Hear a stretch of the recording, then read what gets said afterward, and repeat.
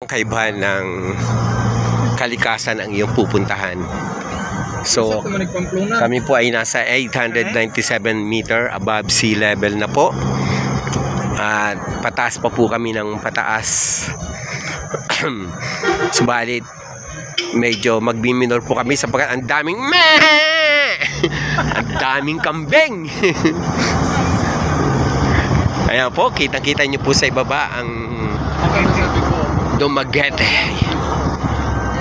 Wala pa po kami sa highest peak. Pero nasa 900 meter above sea level na po kami. May nakalagay pong no trespassing. Puno-puno po ng bakod. Yan.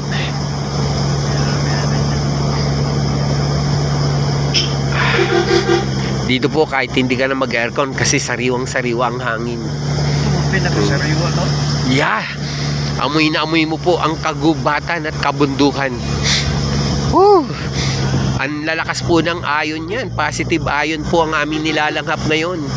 Good for the body, good for the soul, good for the human being. Kaya po kayo, wag po kayo matakot na umakyat ng kabundukan. Mahalin po natin ang ating mga kabundukan. Dahil kung walang kabundukan, paano nyo po malalaman ang kapatagan? Kung walang kabundukan. Ayun po, grabe. Ang dami hong mga pananim. Hinog na hinog, pero walang nagkuha. Kasi sa dami. Sa dami ng puno na katanim. Ayun po, may mga bahay sa taas. Ayan po. So nakikita nyo lang po gaano kataas. 1,000 na po. 1,000 meter above sea level na po ang aming inaakyat. Grabe po. Matindi po itong aming inaakyat. Baka mataas ang pahon namin yung usok ng geothermal.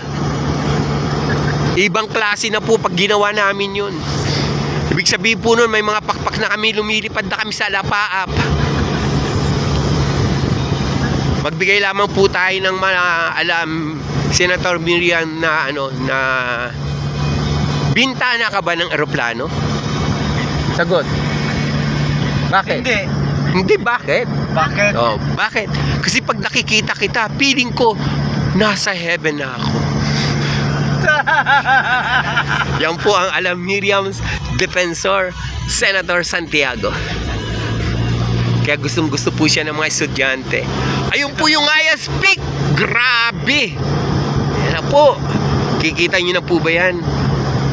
Nararamdaman na po namin ang hampas ng ano ba sa Tagalog ang paghamog. Hamog ng kalangitan. Ayan po, mataas pa. Uy, teka po. Yan ang mga fern tree sa vlog na sa Malaysia, mahal na yan, oh. Oh. Ito, yan. Di ba kinakain yan? Fern tree yan, mahal na yan. Kinakain yan, di ba? Fern tree, ano yan, pang sa moko, yun, oh. That fern tree. Oo nga eh.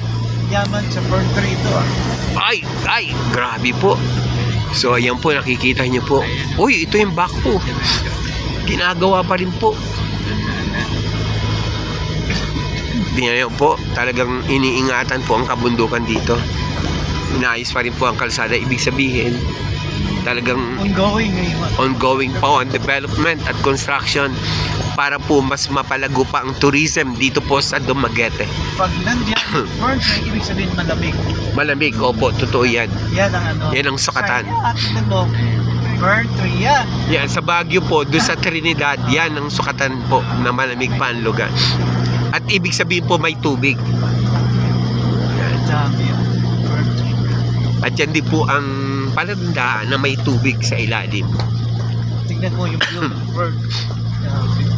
Yan po, nakikita nyo po ba yan? Sa ibig sabihin po niyan, kaya ganyan, maraming halaman na ganyan. Uy, may landslide na ron, oh. So, ginagawa pa lang ito. Yan po. Ay, kaya So, cut po muna natin ito, mga kapatid, mga kapatid. Ngayon kasi inano na pwede na. So under development pa rin po ito. Inaayos pa ho ng mga engineers at mga ayan, tinan nyo po.